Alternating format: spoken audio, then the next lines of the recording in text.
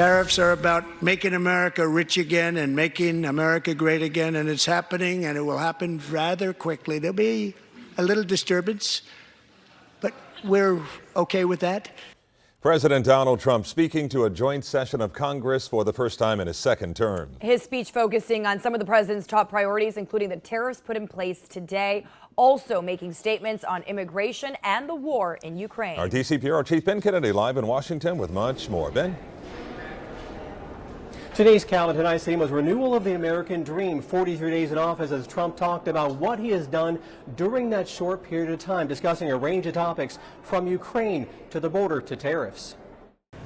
Mr. Speaker, the President of the United States. President Donald Trump before a joint session of Congress Monday night for his first primetime address since returning to office. And to my fellow citizens, America is back. His remarks interrupted by Texas Democratic Rep. Al Green, who was ejected from the chamber. Chair now directs the Sergeant-at-Arms to restore order. Remove this gentleman from the chamber. Trump used this moment to tout campaign promises fulfilled and his accomplishments during the first few weeks of the second term.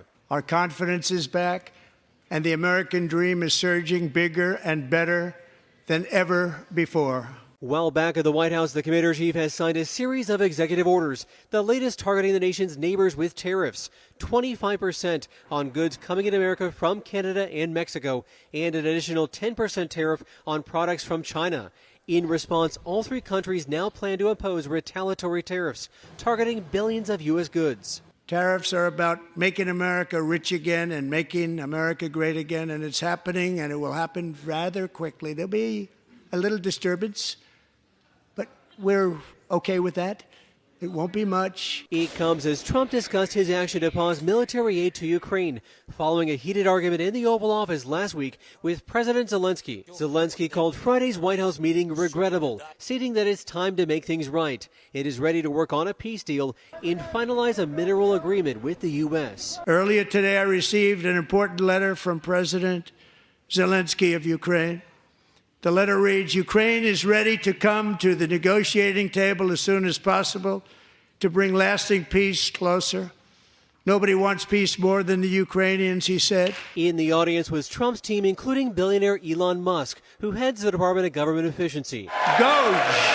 Perhaps you've heard of it. Trump rallied Republicans who control both chambers as he called on Congress to move on his agenda. But I know this group is going to be voting for the tax.